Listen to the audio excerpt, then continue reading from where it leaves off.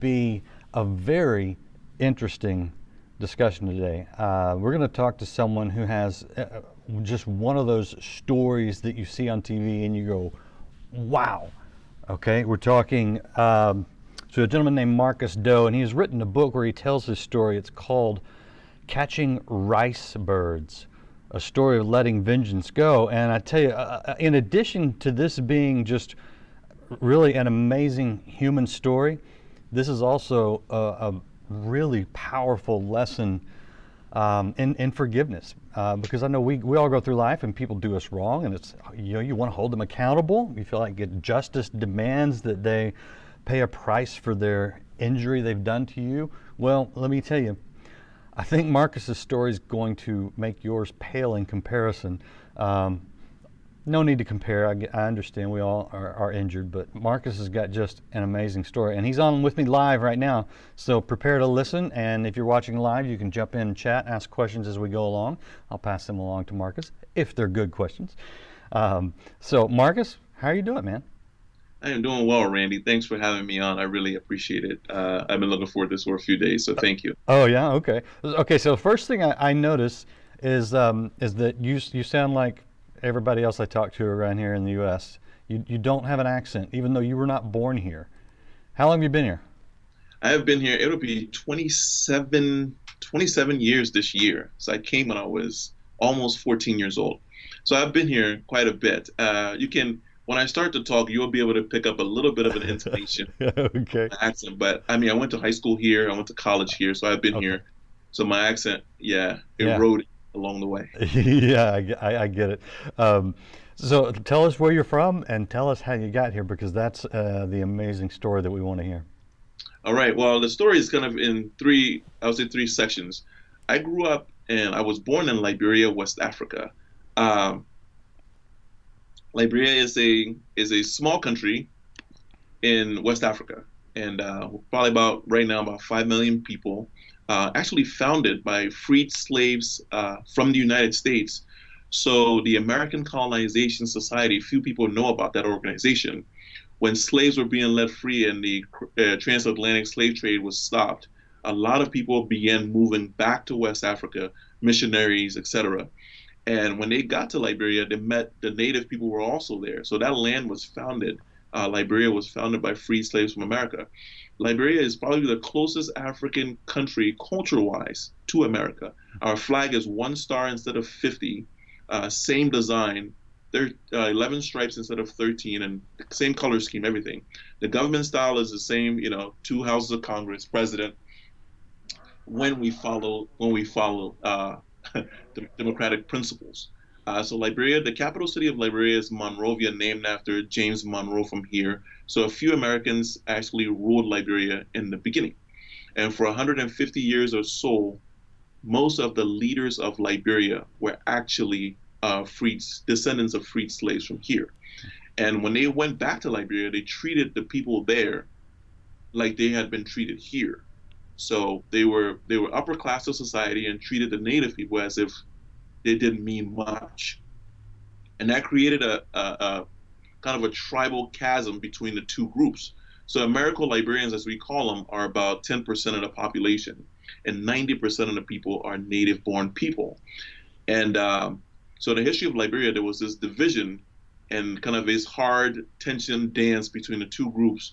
Civil servants and people who worked in, I would say, blue collar jobs in Liberia were mostly native people, and the government officials, the people who could afford to get more of an education, were Americans. That lasted until about 1980. In 1980, there was an uprising by the native people led by a man named Samuel Doe, has the same last name as I do, but we aren't from the same tribe. So Samuel Doe was a sergeant in the military, and in April, I think April 12th, 1980, overthrew the government and killed the rulers from the previous regime. And one of the few people that Samuel Doe kept alive was a man named Roosevelt Doe, who was my father. My father worked my father worked as the Secret Service Assistant Secret Service Director for a few presidents before. So President Doe kept him alive, and he did the same job for President Doe throughout the 80s. And About 1989, my mother actually got mysteriously ill in 1989, and unfortunately, I lost my mother to a mysterious illness. Some say she was poisoned by her sister. My mother died when I was a month before my 10th birthday in 1989. My house was, I mean, I grew up in a very loving family. We were upper middle class. I had someone to help me do my homework. I was tutored. We were well protected. I had a driver that took me from school to home. So we lived pretty well. I'm the last of six children, and we're all really into education. And I went to a private school. But when my mother passed away, the very next year, there was another uprising against President Doe because he had mismanaged the country terribly. He had an eighth grade education, so he was not fit to be a leader, and he had rigged the elections 5 years into his military takeover, and he became a civilian president. So the dictatorship was strong, the oppression of certain tribes was strong, and I didn't quite know this when I growing up. Hmm. But so in December of 1989, the uprising against President Doe, started by a man named Charles Taylor, Yeah. started in Liberia in the north. And within 6 months, Charles Taylor's forces had taken over the entire country except for the capital city where we lived. And Charles Taylor's deputies and lieutenants were on the radio, uh, basically threatening anyone with the last name Doe, anyone who worked for the government, and anyone who had anything from a certain tribe, from the Kron tribe. So it was a genocidal situation happening, that they were getting rid of a lot of people who opposed them. So as the year went by, things became really dire in the city. Taylor's forces took Monrovia, put it under siege, cut the water off, cut the light off. So there was no medicine, no food, no running water, no electricity in the city, and we were kind of left in the city to basically starve or survive the war. And President Doe was heavily entrenched in the executive mansion, they call it, with his troops in the city, saying he's not leaving power, and Taylor was going to try to fight him to the death. So there we found ourselves I guess, in the American summer of 1990. At that point in world history, the United States was preparing to go to war in Iraq against Saddam Hussein the first time, Hmm. and we're amassing troops in Saudi Arabia. So no one really was paying attention on the world stage anyway to Liberia. And in August of 1990, the rebels, the freedom fighters, they called themselves Taylor's forces, finally reached my neighborhood, and they fought government officials, fought government soldiers, and they fought a battle in my neighborhood, and they overcame those forces in my neighborhood. Randy, feel free to stop me if you have any questions. Oh, I've got tons of questions. Oh my goodness. So, give us a picture. This is a great sort of history lesson, but give us a picture of what's going on with you during all of this. Oof. Well, my mother passed away, and I'm 11 years old, and my dad sat me down in early June of 1990 when the situation was getting really dire, and he said to us, he said, "I don't know if we're going to survive this war, but here's what I will do to you guys. I'm going to send all the kids into hiding because we're going to change our name and go into hiding with different family members so that we survive the war." Because my dad, in his mind, thought that Taylor's forces would actually take over the country in a few weeks. So I packed a bag of clothes and left my house in June 1990 and went to live with my older brother across town. Uh, June 4th, I remember it was a Monday morning, and I left my home, and I saw my father two times after that. And I didn't see my siblings from that point until 8 years ago. So Wow. I didn't see them for 20 years. So I left home with five sets of clothes and to live with my older brother on that side of town. And as an 11-year-old, I could picture what was happening, but I wasn't exactly sure actually what was really happening Mhm. until Taylor's forces got to my neighborhood. And then I understood what was really happening. And it was absolutely disastrous. If you can imagine the entire city of Dallas or Denver, everyone having to move with what they could carry on their hand or in their hand, whatever memories, whatever money you had, and you're walking on the highway, and they're asking you, "What tribe are you?" and "Are you affiliated with the government?" And if you answered the wrong way, you were shot and killed. Hmm. So, I mean, hundreds of people were killed as we were walking that day. And as the fighting was still going on, the bullets were still flying, we were just running. What alarmed me, I mean, killing people alarmed me, but what alarmed me even more is that the people who were doing the killings, they were teenagers, they were child soldiers. Hmm. So some of the soldiers that I encountered that day were my age. They were 11, 12, 13 years old, and they were the ones who were doing a lot of the killing. Let me ask you about your faith at this point. Were you raised a Christian, or were you raised without any kind of faith? What's your background in that regard? Excellent question. So Liberia is, I mean, missionaries come in. You know, there are lots of missions organizations in Liberia now, and back then, I was born in a missionary hospital. Hmm. Uh, but my immediate family, we practiced some animist African religious practices, but we went to the Methodist Church. Hmm.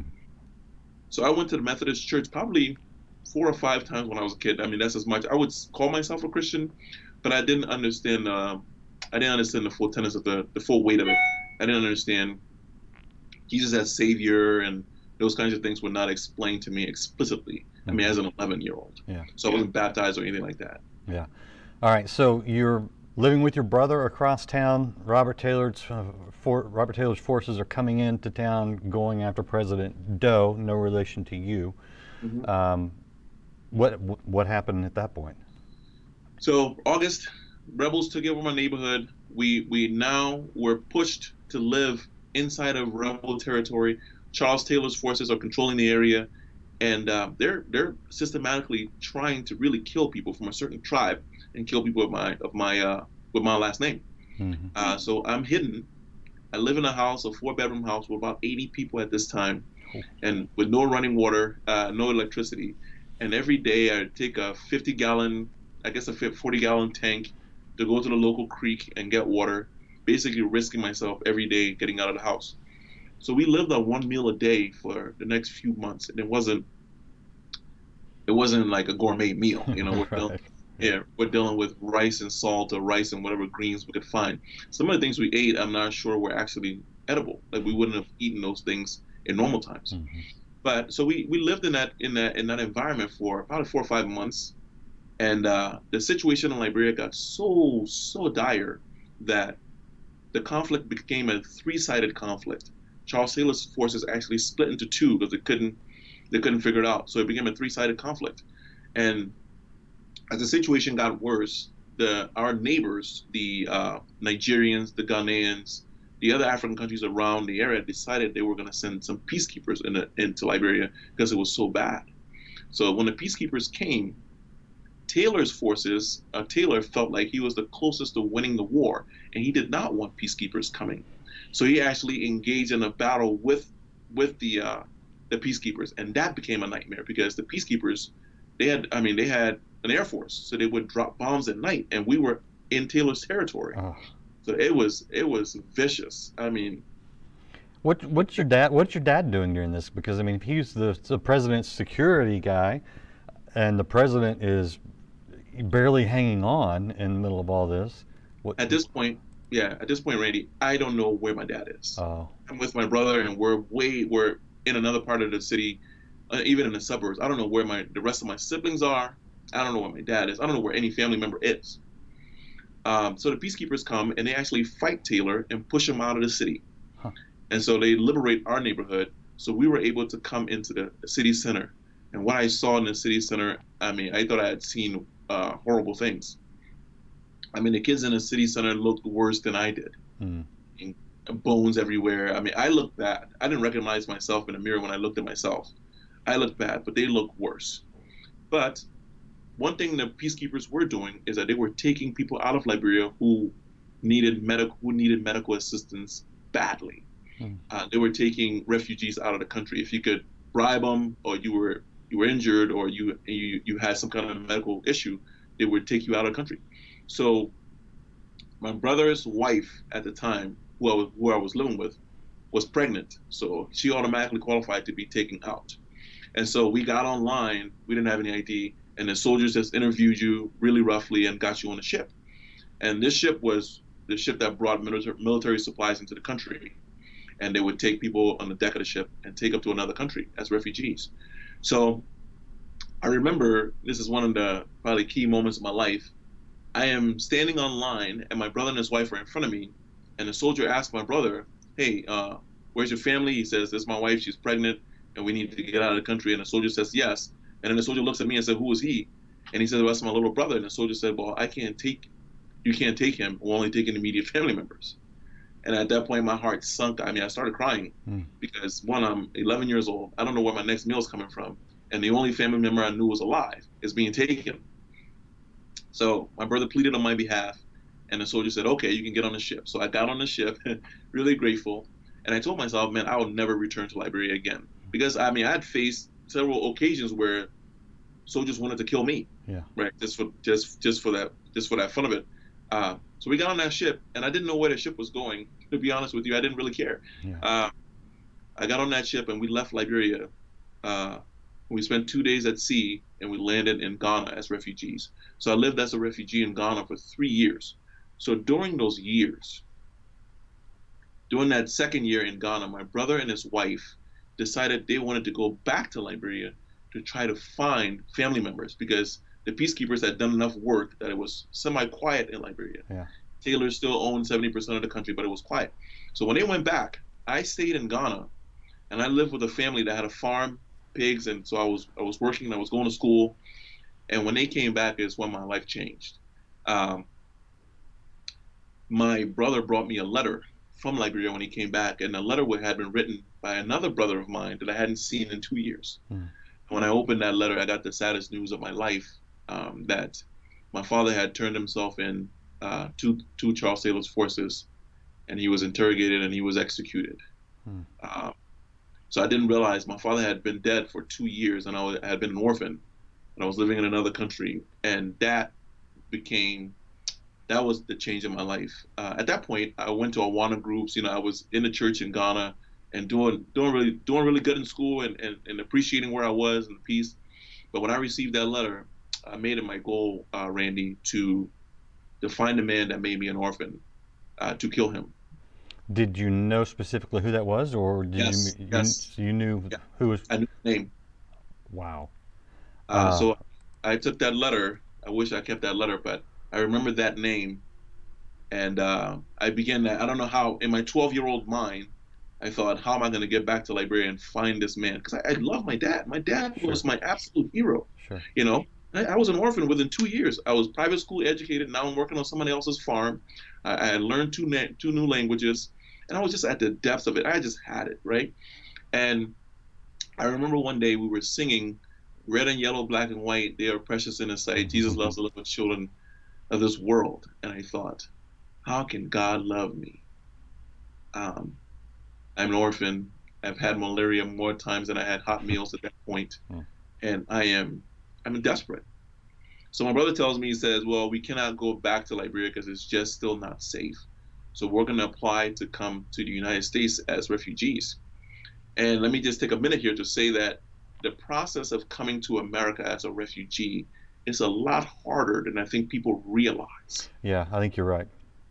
I went through several interviews just to prove who I was Yeah. before I could, and they did their background check, and it took almost a year for us to actually get permission to come.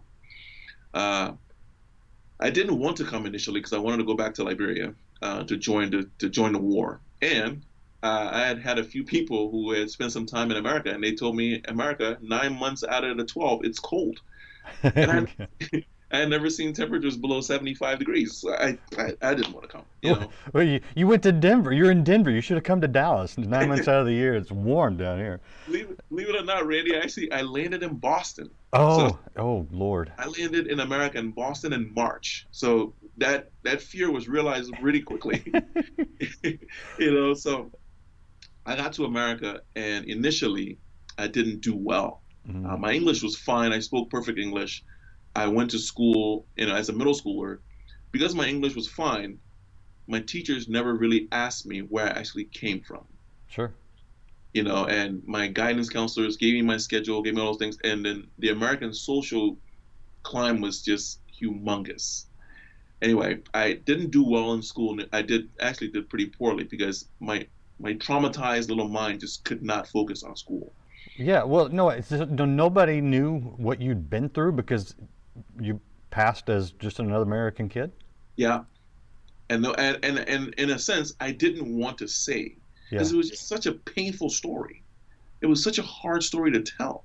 I was still, I mean, I was 2 years realizing I don't even know where the rest of my siblings are. Hmm.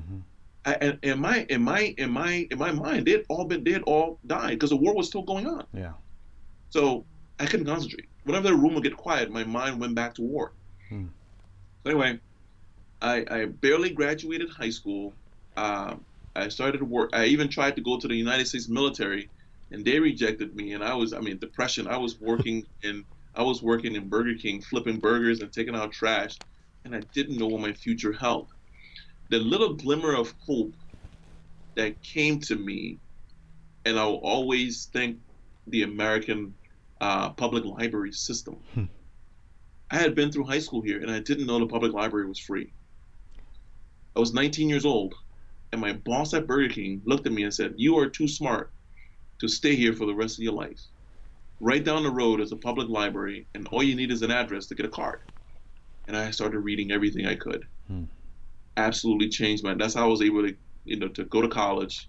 I went to college, graduated, became a teacher after I graduated college. But I still held on to this unforgiveness of this man. And I write about it in the book how I had these visions of how I would kill this man when I finally met him. Mm.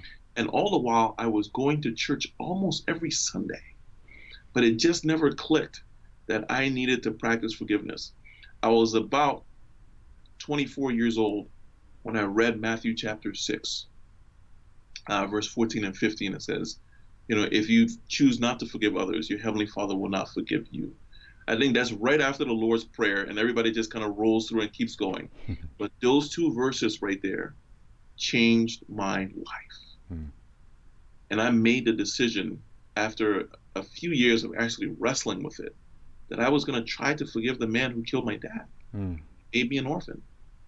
How do you actually go about doing that? I mean, aside from the fact that he's in Liberia, you're in the United States, um, just on a just really, I mean, it's one thing to say, okay, I forgive him, but I mean, you've lived through nightmares.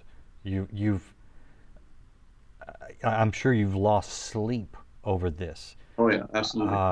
This is not an easy thing. How does it actually happen? Oof. Well, I started seeing some Christian counselors. I started seeing people because I realized, man, all my relationships are really shallow. Like no one knew who I really was, and I had this hatred inside of me.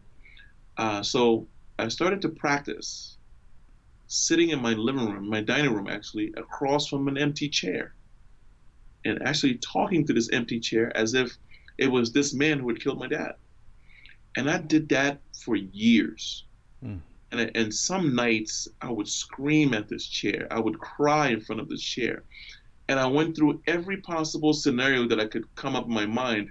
If I met this man, what if he wasn't receptive? What if he was belligerent? What if he was, he was angry? What if he didn't care? Could I actually restrain myself when I was in the presence of the man who made me an orphan, who actually killed my dad pretty ruthlessly, I might add. Yeah. My dad doesn't have a grave. He was left out. I mean, pretty ruthlessly, he was killed. And I thought, how can I face this person? So I worked on it for years. I, that's an interesting point because one thing when I talk to people that go through different things, nothing like this, but I get it. Still, it's pain is difficult no matter what level. But they talk about the process Yeah, of forgiveness. So I'm hearing obviously from you, it was not just a process, but a long and difficult process. it sure was. It was is an incredible journey. And people, when I speak to people, people always say, "Man, how can I start?" Or what? How can I do this? And I always tell people, I said, everyone's journey is different. For me, it took 16 years, Mhm. right? From the time I was 12 when I had that feeling to all the way till I was 28 before I actually made that decision. And I cried. How did you ever face him? Did you ever meet him? Great question.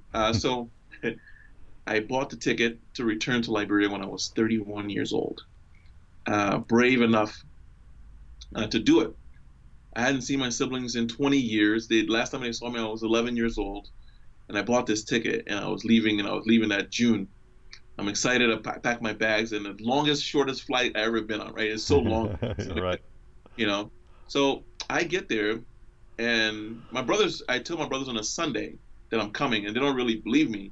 And I get there on a Wednesday, and I walk in, and we look at each other, and I can't even describe the emotions that overflowed all of us for me to actually show up back home in the place that I grew up with my brothers. So we sit up that night from 8 p.m. to 1 p.m. the next day, just around the clock, sharing our stories and our sadness and our happiness. And my brothers are doing, they're fine, they're doing well. The rest of You your know, siblings? was that? Did all of your siblings survive? Yes, all my siblings survived the war. Wow. Yeah, they spent more time in the war than I did.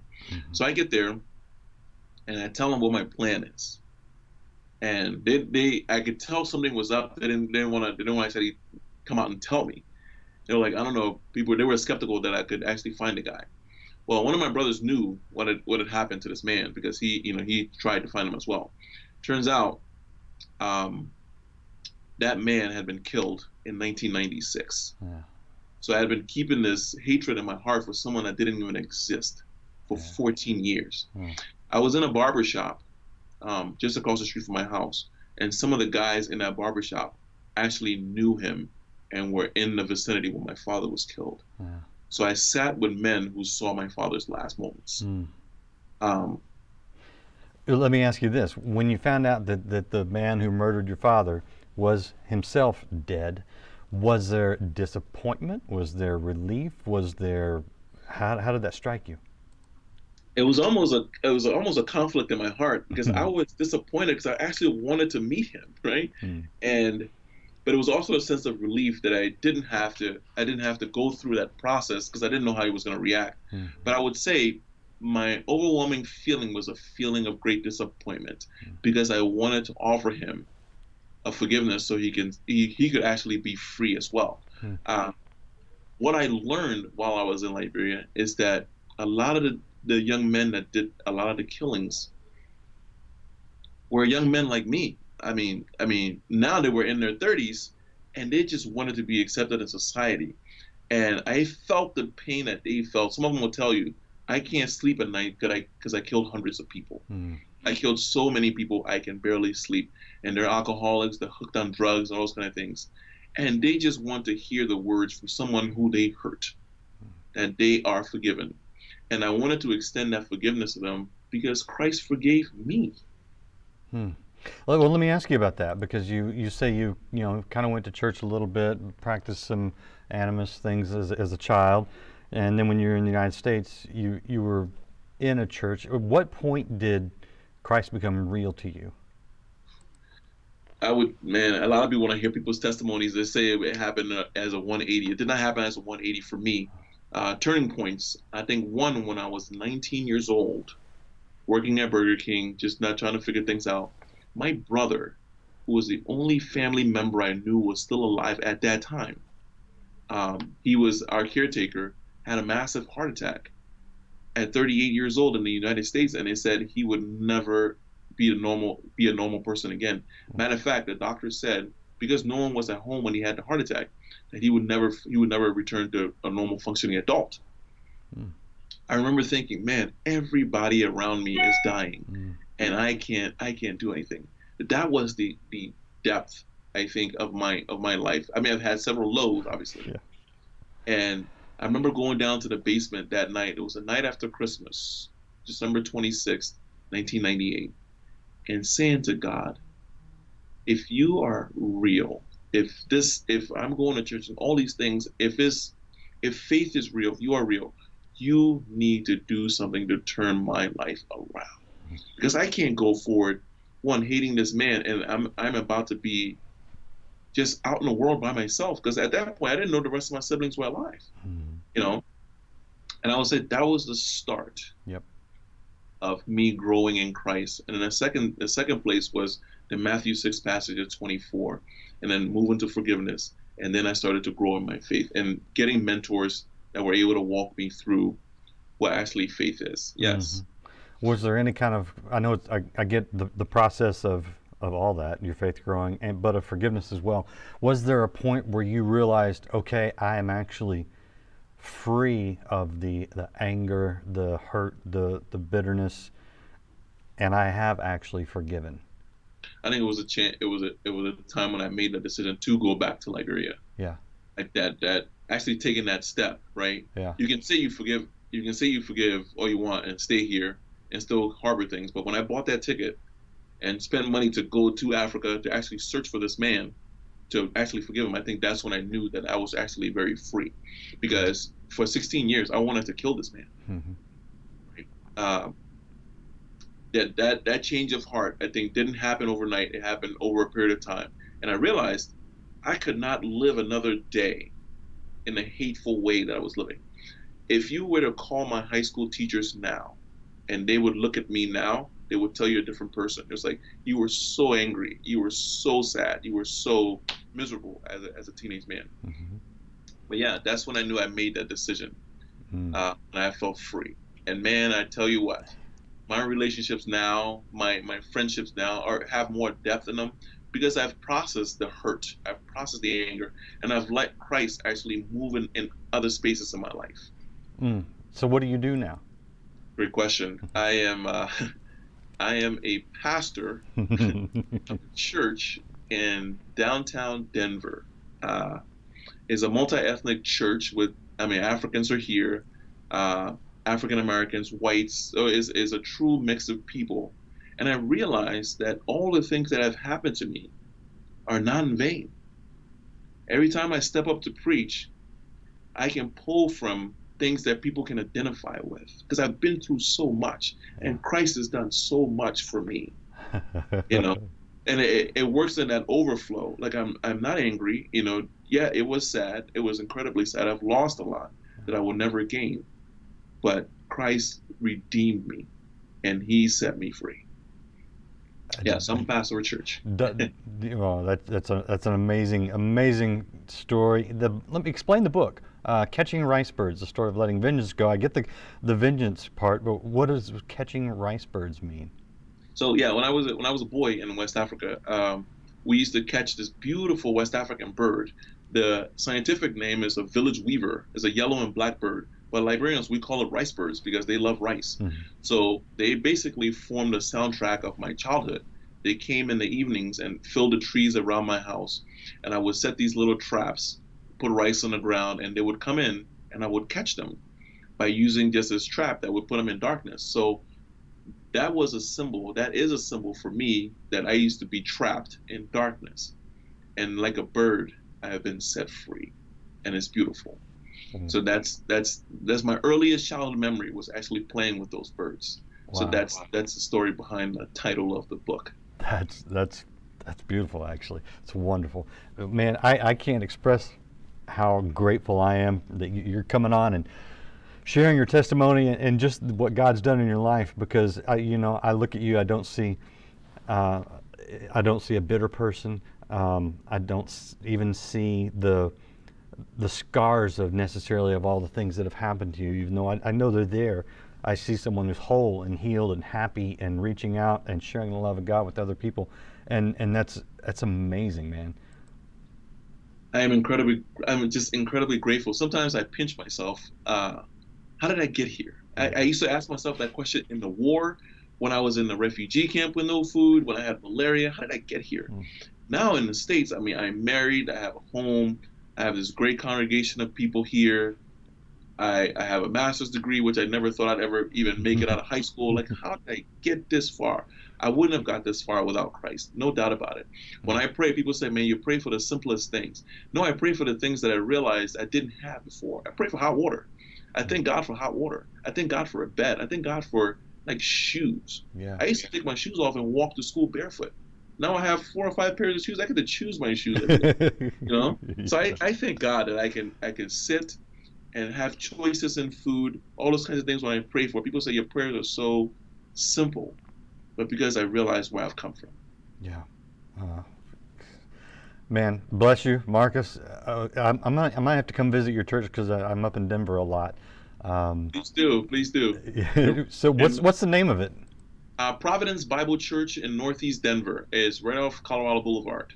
Okay. Uh, on your way from the airport, if you're heading up to the mountains, you go Yeah, to Colorado Boulevard. Yeah. yeah. No, I mean that's literally what I do. I fly into DA and I head up to the mountains. So I will check that out. And everybody else out there watching, you guys check out his book. Was there a website? We got the book over here, Catching Rice Birds. Is there a website for your church that people should know about? Yes, providencedenver.org is the church's website. My personal website is just Catching Rice Birds. I also did a TED Talk here in the city a Really? few months ago, and that's on YouTube. So if you would like to check that out, that would be wonderful. Yeah, I did a TED Talk about the topic of radical forgiveness Oh, a few months ago. Yeah, wow. absolutely. Because that's a largely secular audience. How did they receive that?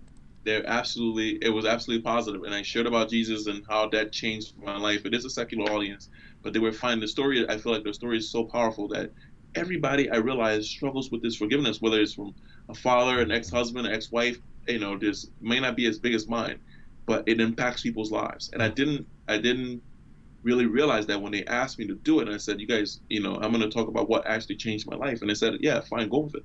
Yeah. So yeah, the talk is on YouTube. It just came out probably a couple weeks ago, so it's on there. Yeah, I think what you'll find is it doesn't matter which rice lures you into that trap. The trap is just as dark for anyone. Absolutely, and you can be set free. And you can be set free. All right. Well, can't end any better than that. Hey, you guys, if you're wherever you're watching, you can just share this right now. If you're not subscribing or following to the Life Today TV channels, do that now. Share this message. It is the story of forgiveness and redemption and what Jesus Christ can do in anyone's life. And Marcus, again, thank you for sharing, and thank all you guys for being with us on Life Today Live. Thank you, Randy. You have a wonderful day. God bless you. The gods of lust, the gods of secularism, the gods of indifference, the gods of amusement, the gods of all that are rampant throughout America tonight. And God says you'll have to